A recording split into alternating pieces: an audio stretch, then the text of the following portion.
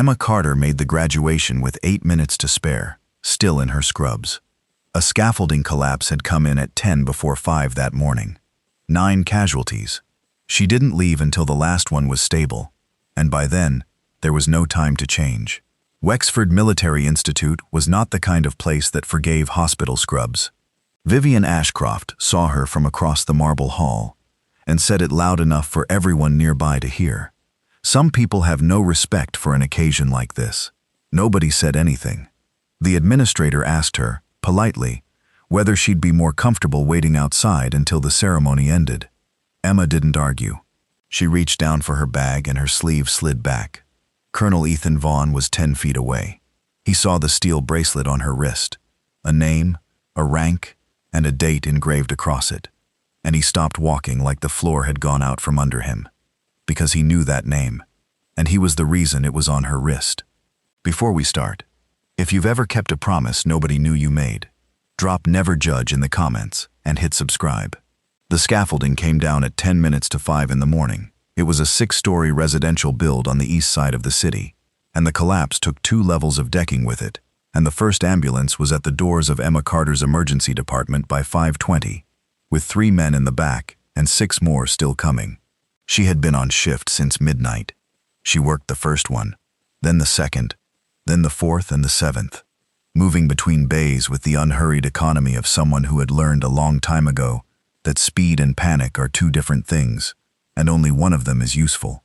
The last patient stabilized at 7:11, a 26-year-old with a crushed forearm and a pressure reading that took 40 minutes to bring back where she wanted it. She could have handed him off at 6. She didn't hand him off. She stayed until his numbers held on their own, because leaving before that was not something her hands knew how to do, and then she walked out through the ambulance bay into the morning light and got into her car and drove for 40 minutes with a dress hanging in a bag on the hook behind her seat that she had picked up from the cleaners 4 days earlier and was not going to get the chance to put on. Wexford Military Institute sat on 900 acres of Virginia hill country behind a stone gate that had been there since 1874. It was the kind of place that produced senators and generals and the sons of senators and generals, where tuition ran past $70,000 a year before you counted the uniform allowance, and where the commissioning ceremony every May drew families who arrived in cars that cost more than most of the houses in the county below. The main hall had marble floors and 40-foot windows, and a portrait gallery of men in dress uniform going back a century and a half. On the morning of a commissioning, it filled with pressed linen and expensive perfume and the low, steady hum of people who had been attending occasions like this one for long enough that they had stopped being impressed by them.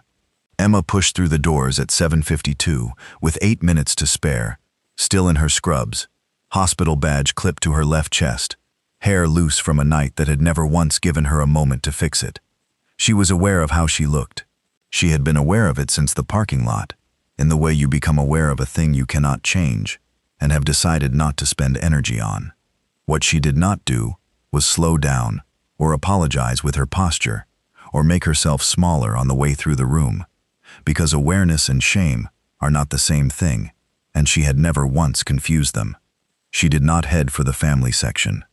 She headed for the back wall, past the seating, past the ushers with their programs, to a spot near the rear doors where she could see the field through the tall windows and where nobody would have any reason to look at her twice.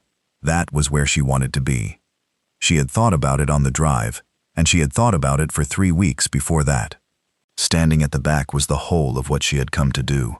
While she stood there waiting for the doors to the parade ground to open, her right hand found her left wrist and stayed there, thumb moving slowly across a band of steel under her sleeve, and she did not appear to notice she was doing it.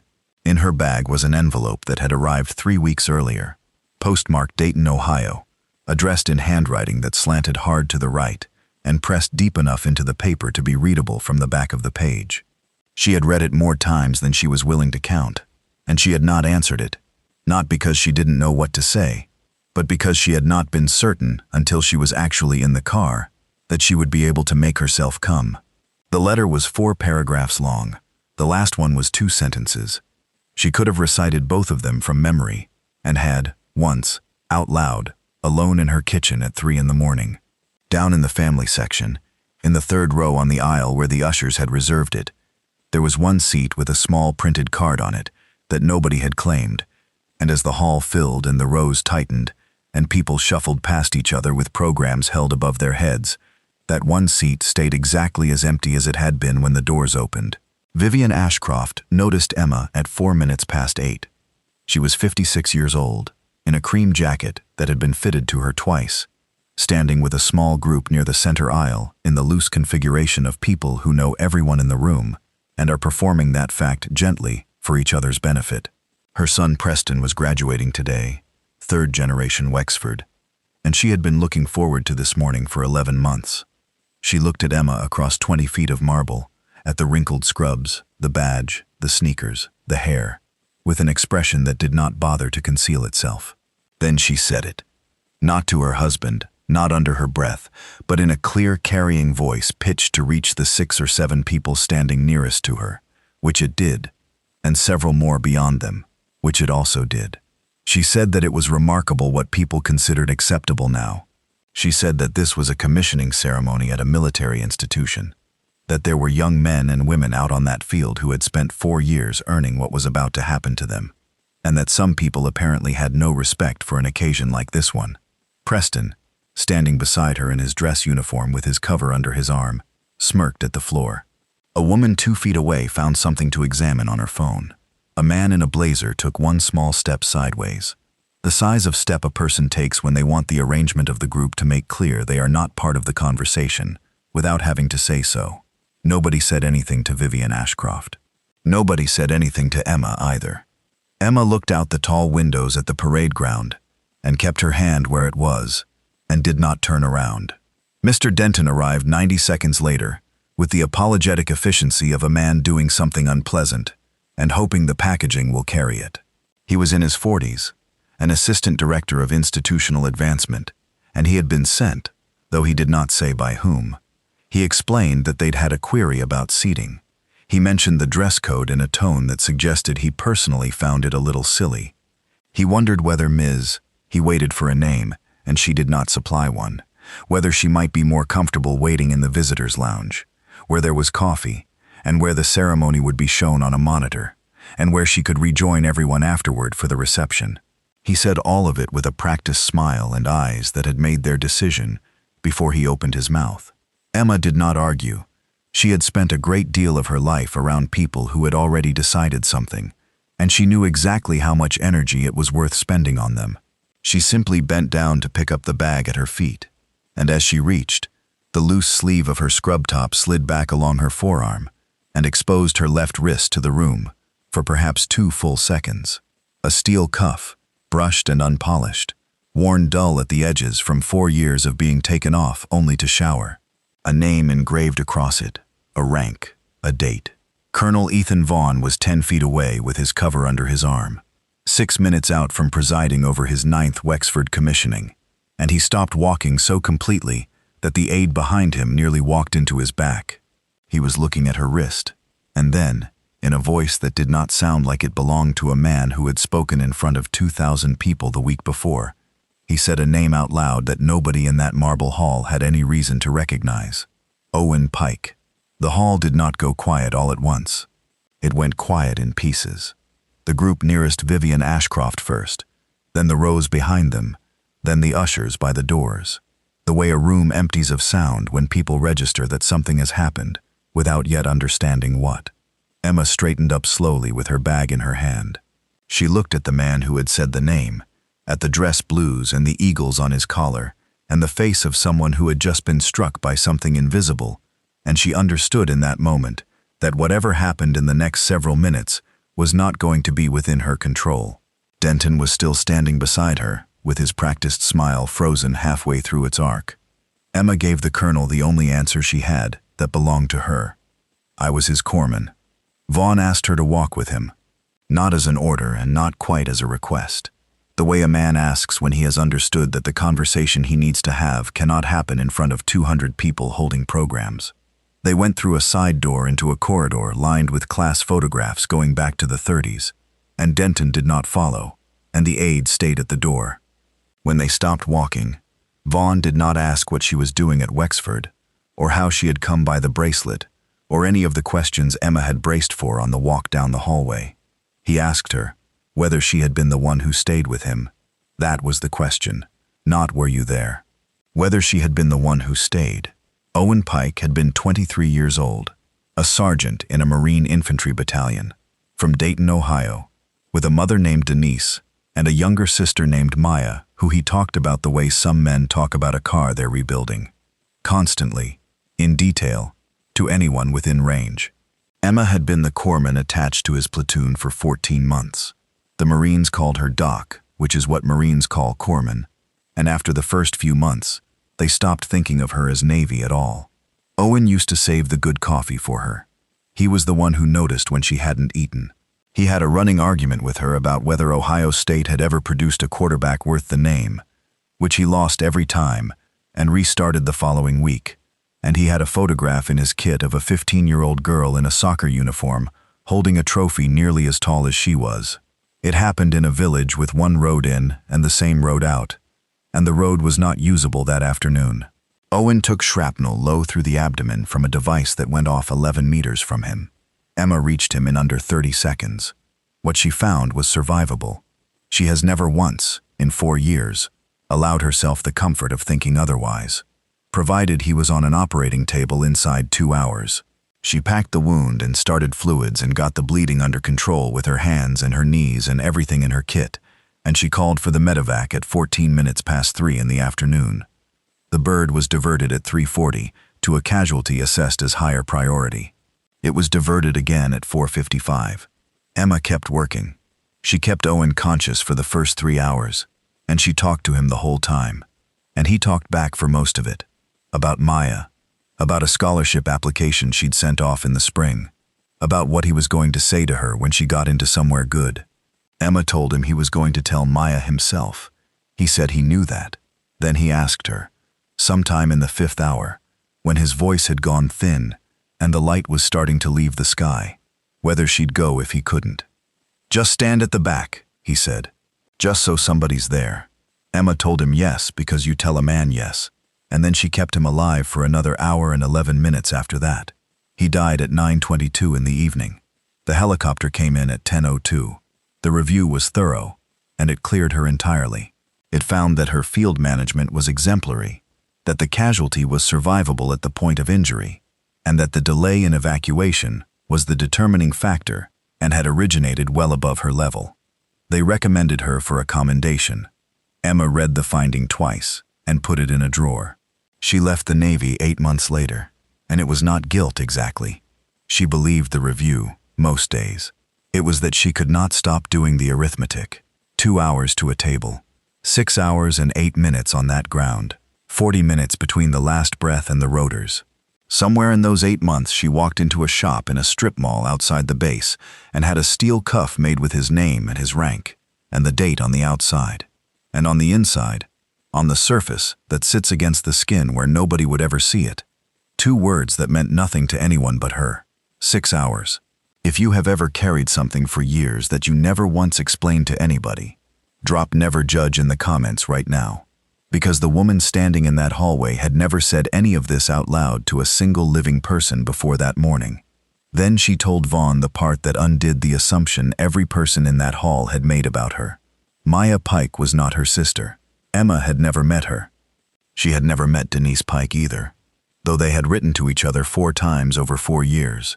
And 3 weeks ago a letter had arrived in handwriting that pressed hard into the paper, saying that the doctors had told her she couldn't fly, that Maya would be commissioning with no one in the family section, and that she was sorry to ask, whether Emma might go and stand somewhere in that building so that somebody from Owen's world would be under the same roof. Emma had not written back. She had gotten in the car at 7:11 that morning with blood on her sleeve and driven 40 minutes and come in through those doors with 8 minutes to spare.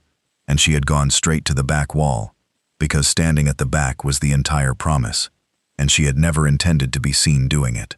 Denton found them in the corridor 2 minutes later. Whatever had happened in the marble hall after they left had clearly reached him, because the practiced smile was gone, and what had replaced it was a man visibly recalculating a decision he had made 11 minutes earlier. He apologized. He apologized again, worse the second time. He said that there was seating available in the front row of the family section, that he would take her personally, that it would be no trouble at all. Emma thanked him and told him no. She said there was a seat reserved in the third row on the aisle for Denise Pike, and that it was going to stay empty, and that she was not going to sit in it or in front of it, because the woman that seat belonged to had wanted to be here more than anyone in that building and could not come. She said she'd be at the back wall, where she had planned to be since 3 weeks ago. Denton opened his mouth, closed it, and said, "Of course." Vaughn had not said anything for a while. He was standing with his cover under his arm and his eyes somewhere on the floor between them, and when Emma finally looked at him properly, she saw that his jaw had set in a way that had nothing to do with ceremony or protocol. He asked her, quietly, whether she remembered the time the bird was first diverted. Emma said 3:40. Vaughn nodded slowly, once, like a man confirming something he had already known for 4 years and had been hoping, right up until that second, that he was wrong about. He told her plainly, because there was no version of it that got easier by being arranged carefully. 4 years ago, he had been a lieutenant colonel in an operations cell 600 miles from that village, sitting in a room with a screen and a radio and 3 competing casualty reports, and he had been the approving authority on the air tasking that afternoon. He had made the call at 3:40. He had made it again at 4:55. Both times the assessment in front of him said the same thing, that the sergeant with the abdominal wound had a corpsman on the ground holding him, and the other casualties did not. And both times he had done what the assessment told him to do, which was to send the bird to the ones with nobody. He had signed his name to both diversions. He had read the after-action report 6 weeks later and learned that Owen Pike had died at 9:22 in the evening, and that the aircraft had touched down at 10:02, and he had carried that 40 minutes around with him every day since, the same way she carried 6 hours around on her wrist. Emma did not say anything for a moment. She had spent 4 years doing arithmetic on a decision that was never hers, and she had spent all of it without ever once having a face to attach to it. And now the face was standing 3 feet away in dress blues about to preside over a commissioning ceremony. What she felt was not what she would have predicted. She told him the assessment had been correct. She said it flatly, the way she said clinical things, because it was true. The casualty with a corpsman on the ground was the one you leave. That is exactly what the priority system exists to do, and she would have made the same call from that room with that information in front of her. Vaughn said he knew that. He said knowing it had never once been the problem. And the two of them stood in a corridor full of class photographs from the 1930s, on opposite ends of the same night, with 4 minutes until the doors opened. The ceremony began at 8:30. Wexford did it the way Wexford did everything, with an order of events that had not meaningfully changed since the Eisenhower administration, and a parade ground that looked like an oil painting when the light came across it in the morning. The formation marched on. The colors were posted. Emma stood at the back wall by the rear doors with her bag at her feet and watched through the tall windows, and did not move for 40 minutes, and nobody came to move her either. Vivian Ashcroft sat in the 5th row and turned around exactly twice. Maya Pike commissioned 22 minutes into the ceremony. She was 22 years old, small, dark-haired, and she had her brother's jaw and her brother's way of squaring up before she moved, which Emma noticed from 40 yards away and had to look at the floor for a second afterward. When her name was read, the announcer added the line that goes with it, recipient of the Owen Pike Memorial Scholarship, because Wexford reads the endowed awards aloud, and Emma had not known until that second that the scholarship existed, or that it carried his name, or that it was the reason a girl from Dayton was standing on a parade ground in Virginia. Denise Pike had never mentioned it in 4 letters, and when Maya's name was read, the 3rd row on the aisle stayed empty, and nobody in the family section stood, and the applause was the ordinary applause a room gives every name on the list. Emma stood at the back wall and clapped, and did not take her eyes off the girl. The reception was in the same marble hall at 10:15, 400 people with champagne flutes and small plates, the specific warm chaos of families who have been holding something in for 4 years and are finally allowed to put it down. Emma had every intention of leaving. She had the promise done. She had stood at the back. Somebody from Owen's world had been under the roof, and she had a shift starting at 8 that night. and 40 minutes of driving between her and 4 hours of sleep. She was 30 feet from the doors when a woman screamed on the other side of the hall. Preston Ashcroft had gone down between two catering tables with a plate still in his hand. He was 22, and he had eaten one bite of something with crab in it, which he had been carefully avoiding at every meal since he was 6. And by the time his mother reached him, his lips had gone gray, and there was a sound coming out of him that was not breathing so much as the attempt at it. Vivian Ashcroft was on the floor beside her son, screaming for a doctor into a room of 400 people, most of whom had turned to look, and none of whom had moved. Emma was already moving. She crossed that hall at a fast walk with her bag off her shoulder, and opened before she was halfway. And she went down onto her knees on the marble beside him, and did 4 things in about 11 seconds. She got his jaw forward and his airway open. She put 2 fingers on his carotid and read it. She looked at the hives coming up his neck, and the color and the effort, and said the word anaphylaxis out loud once, flatly, to nobody in particular, so that anyone with a functioning brain in that room would know what they were looking at. And she pulled an EpiPen out of her bag, because she carried one. She had carried one for years. She was the kind of person who carried one, and put it into his outer thigh through the dress trousers, and held it there, and counted. Then she started giving orders in the specific clipped register that leaves no room in it for hesitation. She told the man nearest her to call 911 and give the address of the building and the words anaphylaxis, epi administered. She told the caterer to bring her the plate Preston had been holding, and not to let anyone touch anything on that table. She told a young man in dress blues to go stand at the main doors and wave the ambulance in. She told Vivian Ashcroft to hold her son's hand and keep talking to him, because it would help him, and because it would give her something to do with her hands. And then she stayed on that floor with her fingers on his pulse and her eyes on his chest, and she watched the gray leave his face by degrees, and she talked to him the whole time, in a voice so level that 2 people standing nearby said afterward they had forgotten to be frightened themselves. The paramedics came through the doors 9 minutes later, and Emma gave them the handoff in about 20 seconds. Time of onset, allergen, dose, time of administration, vitals at 2-minute intervals, the plate bagged and sitting beside her on the marble. The lead paramedic wrote it down, and then looked up at her for a second longer than the report required. Preston was talking by the time they got him onto the stretcher. Vivian Ashcroft went with him as far as the doors, and then stopped, because she had realized halfway there that she had not said anything at all to the woman on the floor, and she turned around in the middle of a hall full of 400 people and looked back.